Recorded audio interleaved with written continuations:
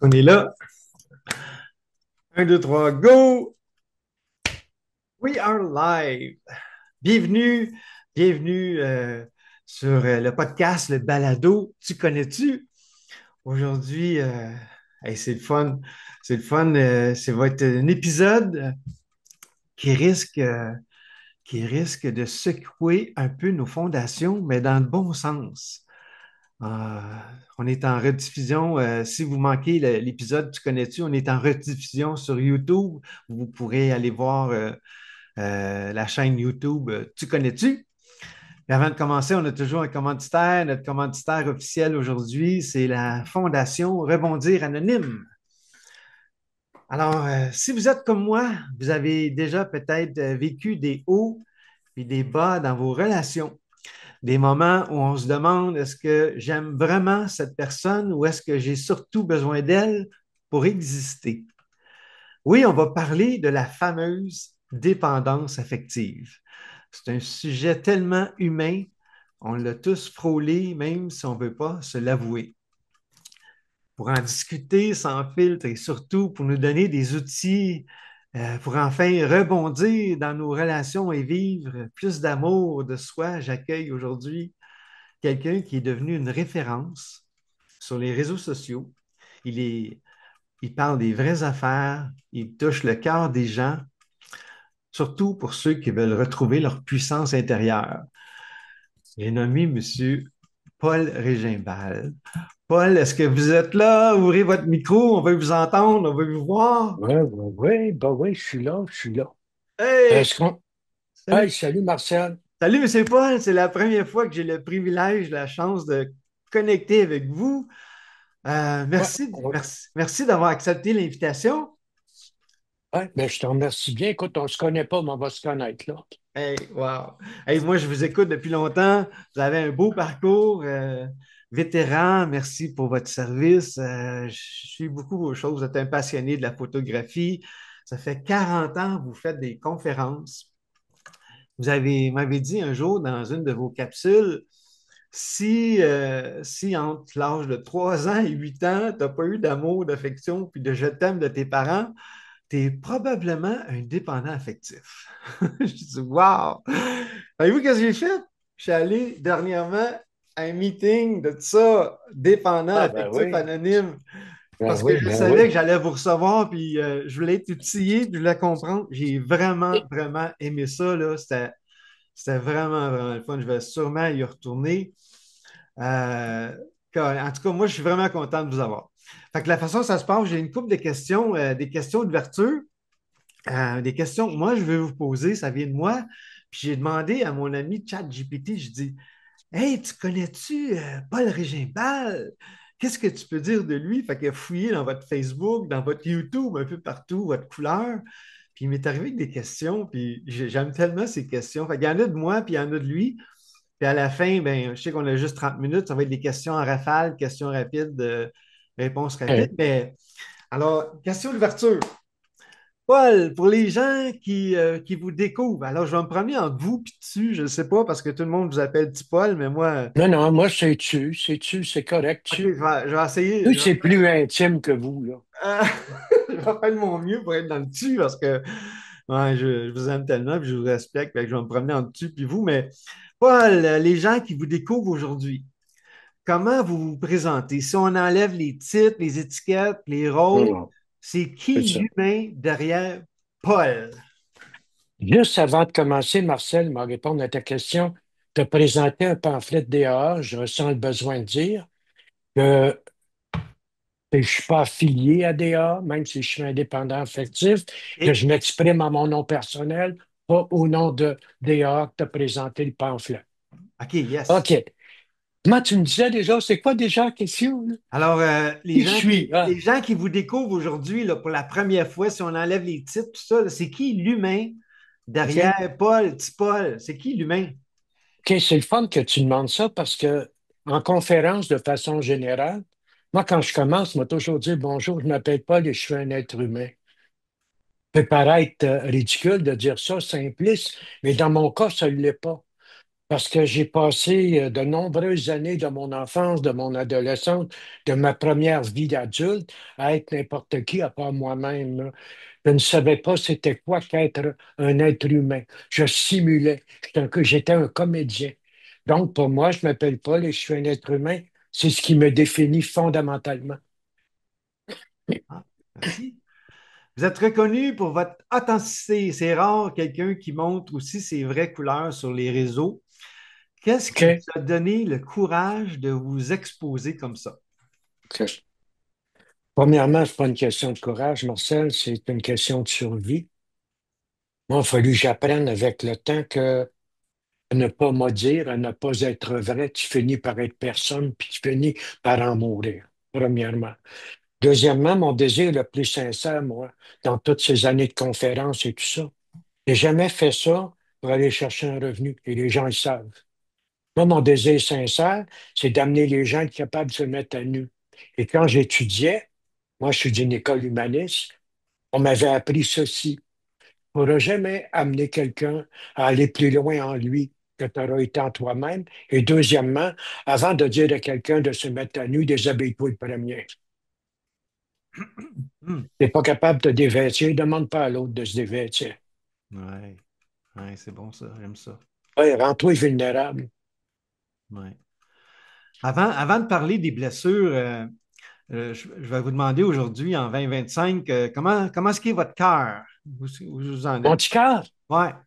ah, mon petit cœur. Ben, écoute, là, ça n'a pas été, dans mon cas, ça a été un grave infarctus, là. Tu sais, c'est jamais pas grave, mais ce que je veux dire, c'est que moi, ils m'ont perdu sur la table, là. Je veux dire, ils m'ont véritablement perdu sur la table, là. Mais, comment est mon cœur aujourd'hui? Marcel, moi, je suis posé diabétique. Je me piquais à l'insuline, je ne prends plus d'insuline. La médication, il me reste peut-être le quart de ce que je prenais. Et c'est pas moi qui ai arrêté ça seul, là. C'est mon médecin qui m'a dit, tu n'en as plus besoin. Donc, je suis quelqu'un qui a une certaine discipline, qui fait attention à lui, je me nourris bien. Et tout ça, pas par vertu, parce que j'ai envie d'être heureux. Moi, je voudrais pas me voir vieillir handicapé avec une marchette. Hmm. J'ai envie de continuer à me vivre. Je suis un petit gars, moi. Ouais, j'aime ça. J'aime ça Moi, quand j'ai vous du dites. fun en retraite. Moi, j'ai du fun en écœurant. Ah, moi, j'aime ça quand vous dites ça. J'ai un petit gars. Vous parlez de ça Hum. justement à votre capsule là, tantôt sur Facebook, là, le petit gars, le petit Paul. Là. Ouais, j'aime ça quand vous dites ça. On a la même âge, Paul, vous et moi. Là. On est tous les deux des petits gars. Là. Mon petit enfant intérieur est bien là. Toi avec, Marcel, t'es un petit gars.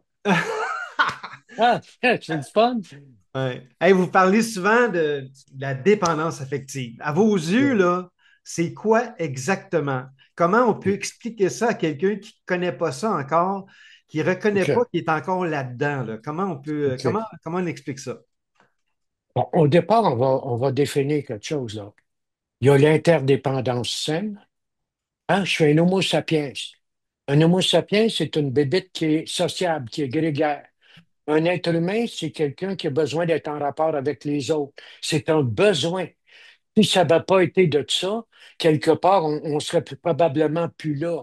Un jour, il y a quelqu'un qui demandait à Madame Foster, on lui demandait, euh, mais qu'est-ce qui me définit comme être humain? C'est quand on est devenu des êtres humains dans l'évolution à partir du grand singe? Et elle a répondu, un jour, on a trouvé un homme le squelette d'un homme dans une caverne qui datait de 14 ou 15 000 ans. Il avait le fémur fracturé, mais son fémur s'était réparé. Donc, il y a eu des gens pour l'aider. C'est à partir de ça qu'on est devenus des humains. Donc, il y a l'interdépendance saine. Être en relation avec les gens, avoir des sentiments pour quelqu'un, avoir des projets avec. C'est pas de la dépendance affective. La dépendance affective, si on veut la définir simplement, dans mon cas, je suis un enfant qui a appris à avoir peur. Je suis un enfant qui a appris à se méfier. Je suis un enfant qui a appris à mentir. Je suis un enfant qui a appris à se cacher. Je n'ai pas développé d'habilité relationnelle. C'est pas parce que j'ai pas d'habilité que je n'ai pas de besoin. Donc, c'est quoi m'affaire? M'en devenir n'importe qui à part moi-même. M'en devenir celui que je pense que toi tu veux. M'a te donner la responsabilité de soigner mes blessures d'enfant. Ça, c'est la dépendance affective. M'a te rendre responsable de moi. Et ce qui est le plus terrible chez le dépendant affectif, comme je disais un matin, c'est pas du pied d'athlète qui souffre, là, c'est un trouble mental. C'est un trouble mental. Ouais, C'est que de relation en relation en relation, il répète le même pattern. Il est toujours surpris de se retrouver dans le même précipice. ouais. Là, on parle de dépendance affective. Tu sais, Marcel, pour pas en rire de ça, là, parce que ça tue plus de monde que si l'alcoolisme peut en tuer, là. Mhm. Des assassinats d'enfants, des assassinats de conjoints, des conjointes, de la violence, de la jalousie pathologique. Ouais, Tu sais, là, moi, si je passe tant de temps à parler de ça puis de travailler ça, c'est parce que c'est sérieux, là. Moi, je suis pas sérieux, mais le problème est sérieux. ouais. On sait La que... dépendance affective, je m'excuse, Ah, c'est de vas-y. remettre à l'autre le soin de me définir. Paul, il se regardait dans le miroir, il n'y avait rien dans le miroir. Ouais, Donc, il fallait que les gens disent, t'es ci, t'es ça, t'es ça. Puis le ouais. moindrement qu'il y en avait un ou une qui me rabaissait, je tombais en morceaux. Wow. C'est ça. Paul, on parle souvent de la dépendance affective qui prend racine à partir de l'enfance. Oui, Toi, quel morceau de ton histoire personnelle qui t'a plus façonné passionné en tant que dépendant affectif, tu veux dire? comme être humain, là, comme personne que Comme t'es, être humain? comme personne t'es aujourd'hui? OK. Moi, je suis un battant, Marcel. Je suis un battant. Quand je suis né, c'est assez dur à croire, en 1952, je pesais 2 livres et 1 once. C'est un enfant qui a passé plusieurs semaines d'une porte de fourneau. C'est peut-être pour ça que j'aime faire la cuisine d'ailleurs. Mais j'ai passé plusieurs semaines d'une porte de fourneau. Moi, ils m'ont baptisé avant de me donner de l'oxygène parce qu'à l'époque, c'était important de sauver ton âme, pas ton corps. Fait que moi, il était certain que je ne vivrais pas. J'ai appris à me battre, moi, Marcel. C'est un battant dès la naissance. Quelqu'un qui a surmonté énormément de difficultés dans sa vie. Mais il faut que j'admette que la plupart de ces difficultés-là, j'ai couru après. Hmm, C'est ça la vérité, c'est ça. Ce qui me définit, moi, c'est ça. hmm. Est-ce que tu peux nous raconter un moment où tu as senti que la dépendance affective ou toute autre dépendance a pris totalement le dessus, le contrôle de ta vie? Ouais. Ben moi, ça n'a pas commencé par les prises de conscience, ça n'a pas commencé par la dépendance affective. Tout le temps que j'étudiais, moi, c'était rationnel. J'apprenais des choses, mais je m'identifiais à rien de ce que j'apprenais. Le 20 octobre, ouvert le 20 octobre 1982, dans une petite chambre sur la rue Saint-Hubert que j'ai louée pour une journée, j'ai une 30-30 Winchester, j'ai un 26 onces de cognac.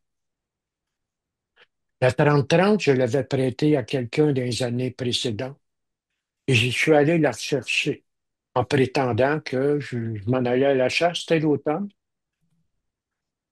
À un moment donné, dans ce chambre-là, m'a mettre la botte de la carabine à terre, m'a mettre la gueule dans le canon dans la bouche. Au lieu de faire bang, ça a fait clic. Wow, Que mon copain avait oublié de me dire, c'est qu'il a démonté l'arme. Il a brisé ce qu'on appelle le firing pin, qui wow. vient percuter la balle. Il n'a pas voulu me le dire pour ne pas faire de chicane. Hey, tu me donnes des... Donc, à partir de ce moment-là, Marcel, là, je suis peut-être, je ne sais pas combien de temps. Es-tu 10 minutes, 3 heures, 6 heures, je ne sais pas. Wow, De rester comme ça. Et là, je réalisais que j'étais pas capable de vivre, mais je n'étais pas capable de mourir. Je n'étais pas capable de consommer, mais je n'étais pas capable de plus consommer. Moi, je suis un alcoolique. wow, Je n'étais pas capable de demander de l'aide, mais je ne pouvais pas m'en sortir tout seul. Je me retrouvais dans un bouchon d'impuissance totale. Le rétablissement commençait là, moi. wow. J'avais 30 ans. Hey, merci de partager ça, Paul. Tu me fais... Ouf, tu me donnes des frissons, là. Wow, wow. Hey, qu'est-ce qui a été le plus difficile de combattre la dépendance de l'alcool ou de la drogue ou le vide intérieur de la dépendance affective? Écoute bien là, l'alcool, la drogue, pour moi, c'est la pointe du iceberg. C'est comment est-ce qu'il y en a qui vont arrêter leur établissement au fait qu'ils ne consomment plus? L'erreur en thérapie, très souvent, c'est que les gens vont aller en thérapie dans le but de ne pas souffrir. Mais ce n'est pas le but d'une thérapie. Le but d'une thérapie, c'est d'être heureux, pas juste de ne pas souffrir. Hmm. Vois-tu, moi, personnellement, ce que je dis, c'est que les gens, ce qui ont le plus peur, c'est d'aller se rendre visite, c'est d'aller se découvrir, Hmm. c'est d'aller retoucher leurs blessures. Chaque enfant, pour devenir adulte, s'invente une histoire. Il Hmm. se fait croire qu'il est aimé, qu'il est heureux. Il s'invente une histoire pour devenir un adulte. Hmm. Moi, je m'étais inventé une belle histoire. Si j'étais battu, c'est parce que j'étais tannant, j'étais haïssable, j'écoutais pas. Ma mère, elle disait, maman, elle n'aime pas ça de battre. Maman n'est pas violente, c'est toi qui es tannant. Ouais. Wow. Après ça, j'ai vécu la bisexuelle, enfant. Encore une fois, c'est parce que j'étais vicieux. Hmm. J'aime mieux jeter des affaires de même que détruire l'illusion du Père Noël. Donc, il a fallu que j'aille revisiter Paul, revisiter mes blessures, m'en libérer. Hmm. C'est ça qui est le plus dur à faire. Ouais. Il y a tellement de choses, Paul, que je connecte avec toi, là. Wow. C'est quoi les signes concrets, là, les red flags là, qui montrent qu'on est dans une relation quand on se perd pour être aimé? OK. À partir du moment où j'entre en relation avec quelqu'un pour ne pas être tout seul. Comment est-ce qu'il y a le monde qui rentre en relation en disant c'est mieux ça que rien? Et si tu as un Lada puis tu vas avoir un Lexus, c'est correct que tu gardes le Lada jusqu'à temps que tu aies le Lexus. Et quand tu entres en relation, juste pour pas être tout seul, quand tu sais en partant que cette relation-là ne marchera pas et que tu embarques quand même, tu es dans l'indépendance affective. Quand tu rencontres quelqu'un, tu n'es pas capable de te présenter juste pour ce que tu es. Moi, là, Marcel, je me prenais pour Ticoune dans le temps d'une paix, que je présentais à la fille, c'est James Dean. Ah, carrément, excuse-moi, Marcel. Ouais. Es-tu capable de présenter juste Tipol? Tipol, là, il n'est pas Ticoun dans le temps d'une fête parce que c'est pas un Ticoun, mais il n'est pas James Dean non plus. Je parlais de Marilyn Monroe aussi tantôt. Ben oui, ben oui, c'est sûr. Tu sais, quand je rencontre la fille, moi, je l'invente, cette fille-là. Là. La fille que je rencontre, là, c'est pas celle que je rencontre. Moi, je l'invente. Je l'invente à la mesure de mes carences, de mes besoins, de mon image négative. Puis, forte chance, comme je disais un matin, il n'y a pas de serein dans le lit de Corneille. Il y a de fortes chances que la fille que je rencontre est aussi folle que moi, là. Ouais. Va s'inventer un personnage. Puis alors, on va se dire toutes les deux qu'on s'est menti et qu'on s'est trahi. Ouais. Oui, un 800, ben Prévost, là, ça va pas bien. Ouais. Selon toi, Ben, Paul, pourquoi la dépendance affective est aussi tabou, là? On en parle peu, là, mais tout le monde le vit à un certain moment ou un autre. Pourquoi c'est tabou? écoute, c'est tabou parce qu'il y a tellement de honte. Il y a tellement de honte dans la dépendance affective. Il y a tellement de dénigrement de moi-même. Moi, je me plais beaucoup à dire que la personne qui m'a fait le plus de mal, c'est moi. La personne à qui j'ai fait le plus de mal, c'est moi.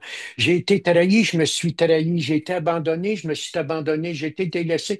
C'est rempli de honte et de mésestime. On ne parle pas de ça. Hmm. Pourtant, il faut en parler. Hmm. Ouais, tout à fait, Paul. C'est quoi Ben oui. c'est quoi le premier pas pour quelqu'un qui veut commencer là, à se libérer là, dans ça, dans la dépendance affective? Le premier pas, c'est Ben, quoi à faire, selon toi? bon, selon moi, le premier pas, là, la personne prend conscience que selon elle, elle a un problème de dépendance affective ou peut-être en a un. Ben moi, je recommanderais fortement d'aller voir la Fraternité des dépendants affectifs anonymes pour commencer, là. Je commencerai avec ça. La deuxième chose que je lui recommanderais très fortement, c'est d'évaluer si elle n'aurait pas besoin d'une aide extérieure, Hmm. une aide professionnelle. Il y en a d'entre nous que les fraternités, la thérapie de type inspirationnel des 12 étapes est suffisante. Il y en a d'autres qui ont besoin de plus que ça. Donc, c'est d'évaluer ces choses-là. Mais je commencerai définitivement par dehors. Hmm. OK. Tu fais beaucoup de capsules, là. Tu touches des milliers de personnes, je le sais, là. Puis là, je sais que dernièrement, tu as commencé à alimenter ta chaîne YouTube, puis transférer tout ça, transférer plein de choses sur YouTube. Qu'est-ce que tu entends le plus souvent des gens qui te suivent, là? C'est quoi leur plus grande souffrance? OK. Marcel, moi, je ne sais pas. Là, c'est drôle que tu dises ça. Parce qu'en toute sincérité, moi, je ne sais pas s'il y a des gens vraiment qui me suivent. Pas au courant de ça. Des fois, je vais dans des places, il y a du monde qui me connaissent, mais je reste tout surpris de ça. Je ne sais pas, moi, ça. Je ne suis pas au courant de ça. Ce que je peux te dire, c'est par rapport à ma pratique privée, je ne pratique plus aujourd'hui, là, mais j'ai quand même fait de la psychothérapie à raison de 60 heures semaine pendant presque 30 ans, là. Disons que j'ai un beau background de thérapeute, j'en fais plus, je le dis, là, essayez pas de me rejoindre. Et puis, la première chose que les gens demandent, que les gens espèrent, c'est de ne pas avoir à remettre en question leur intériorité. Tu me Hmm. demandes de quoi les dépendants alcooliques ou autres là, ont le plus peur sur la terre. Pas d'un gun, c'est de leur émotion, Hmm. c'est de leurs blessures, Hmm. c'est de réaliser qu'ils se sont contés des histoires. C'est ça qui ont le plus peur. Hmm. Ouais. Quand ils sont en relation, un dépendant affectif qui est en relation, moi, je ne dirais pas quitte ta relation, là. Si la relation est potentiellement saine, reste là. Hmm. Et si c'est une relation qui est problématique, qui est douloureuse, qui est violente d'une façon ou d'une autre, bien, une des premières affaires qu'il faut qu'on fasse, c'est sortir de là, sortir du toxique. Ouais. Ouais, tout à fait. Pour quelqu'un qui se sent vide en ce moment, là, qui se sent pas assez, là, qui cherche désespérément à être validé par les autres, là, quel message que tu pourrais leur dire? Quelqu'un qui écoute en ce moment-là. Écoute, c'est une maudite belle question, sauf qu'elle pourrait être longue à répondre. Une affaire est sûre. Arrête de fuir ton vide, ton sentiment d'isolement. Reste dedans, va le visiter. Puis le chemin de ton émotion qui te fait souffrir, elle va t'amener à la cause. On est dans un monde où il y a une pilule pour tout. Tu ne bandes pas, il y a une pilule. Tu as de la peine, il y a une pilule. Tu es un peu déprimé, il y a une pilule. Il y a des pilules pour tout. Hmm. Pas en train de dire que je suis contre les médicaments, il y a des cas particuliers que c'est nécessaire. Mais de façon générale, c'est une surconsommation qui va te garder dans ta dépendance affective parce qu'on ne t'invite pas à aller te visiter. C'est quoi ton vide? C'est quoi qu'il devrait y avoir à la place de ton vide? Ça, c'est les bonnes questions. Hmm. Ouais. Oui, Hmm. on ne va pas dans le vide, on y va pas. On fait un voyage, on se jette un char, on se trouve un autre blonde, on prend des pilules, on dépense, ça presse. Hmm. Aide-toi, va voir en toi. Fais-toi guider. Fais-toi aider, ta barouette. Mhm. Il y a moyen de sortir de là, Martial. Ouais. Moi, je suis un grand dépendant affectif, OK? Je peux t'assurer que depuis pas mal longtemps, je ne vis que des relations saines, qu'elles soient en amitié, en amour ou en affaires. Je n'embarque plus là-dedans, moi. J'ai eu trop mal.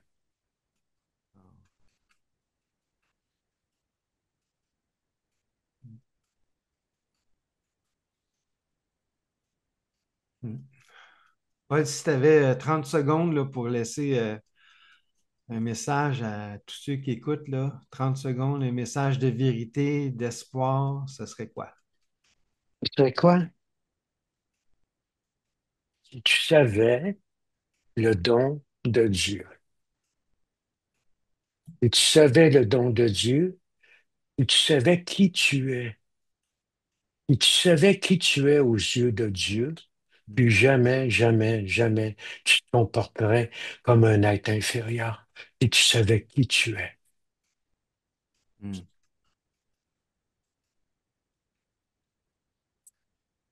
Hmm. On a oublié de te dire qui t'étais. Et pas ce qui t'est arrivé quand t'étais enfant. Ça ne te définit pas que tu es devenu. C'est à l'image de tes blessures, pas de l'être divin que t'es. Oui. Ouais, c'est bon, ça, Paul. Hmm. Écoute, je sais que tu avais 30 minutes, puis j'aime ça poser des questions en rafale, des questions rapides, réponses rapides là, pour apprendre à te connaître davantage. Mais je veux juste plugger la fondation 30 secondes. Là, peut-être que tu sais pas mon histoire, mais en 30 secondes, moi, j'ai créé la fondation Rebondir Anonyme. Ça vient en aide aux entrepreneurs qui ont fait faillite, post-faillite, les entrepreneurs. Il y a 100 personnes qui font faillite tous les jours au Québec. Moi, j'ai marché ce chemin-là à 33 ans. Moi, j'étais un jeune millionnaire dans l'abondance avec mon frère. En- on a fait faillite. Lui, il s'est suicidé. C'est ma nouvelle mission de vie. J'accompagne les gens. La fondation a été créée en mémoire de mon frère Guy. Alors, c'est ça, la fondation rebondiranonyme.org. Euh, alors, les questions rapides, Paul. Moi, il y a des affaires que je veux savoir un peu personnelles. On commence des questions faciles. C'est quand ton anniversaire, Paul? C'est quand? 23 février, mon chum. Le 23 février, ceux qui croient en Yes. l'horoscope, c'est quel signe ça, un 23 T'es un février? petit poisson, moi. Tu vois Moi, ça? j'étais un petit poisson ascendant scorpion, puis c'est un dragon d'eau. Moi, je suis dans l'eau par-dessus la tête. Le dernier livre que tu as lu, Le dernier livre que j'ai lu, ben, m'a t'avoué, je l'ai lu peut-être 50 fois. C'était un livre de Martin Gray. Martin? Martin Gray? Ah, Martin Gray, oui, oui. Oui, oui, oui. Ah oui, Martin Et Gray. le dernier, par contre, que j'ai lu, là, dernièrement, là, c'est Au nom de tous les miens encore. Ah, OK. Je l'ai lu encore une fois. OK. Votre chanson préférée de qui? Oh, ma chanson préférée. À l'heure actuelle, là, Ouais. c'est Dan Bigra, c'est La rivière perdue. Mais Dan, ça, j'en ai beaucoup des chansons préférées, là. ouais, Dan Bigra, La rivière perdue. OK. Un conférencier que vous admirez, en avez-vous un? Hubert Reeves, c'est mon conférencier que j'admire beaucoup, beaucoup. Hubert Reeves. Hubert Reeves, l'astrophysicien, c'est un grand philosophe, il est décédé dernièrement.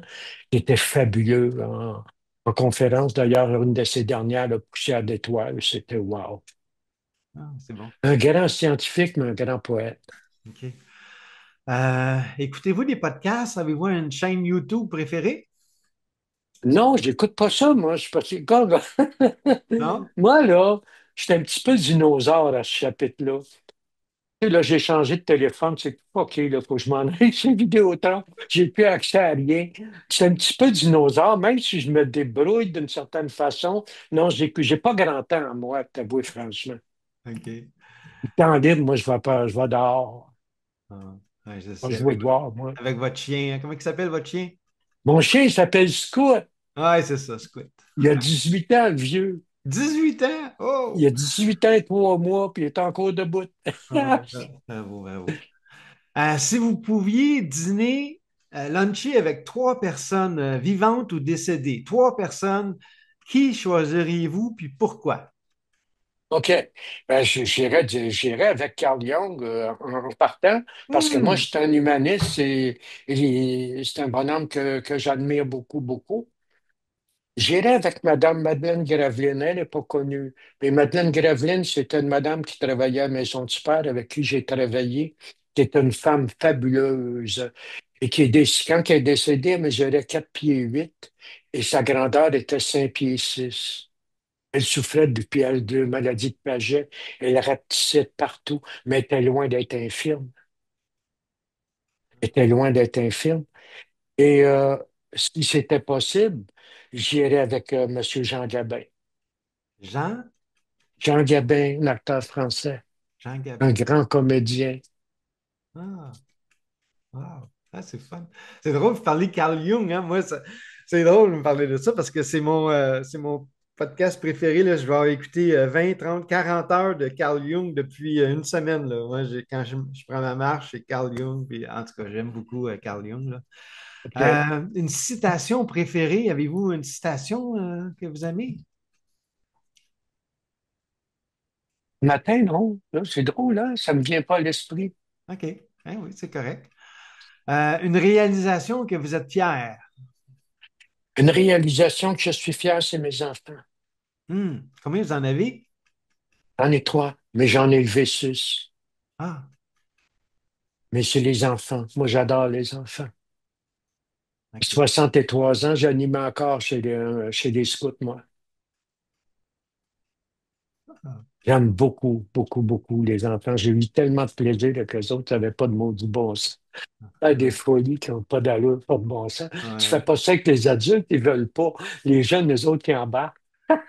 Ah oui, oui, oui, ça je connais. J'aime Ouais, beaucoup les enfants, moi. ouais, ouais, c'est ça. Le petit enfant intérieur, hein? Devenir un adulte, c'est un piège.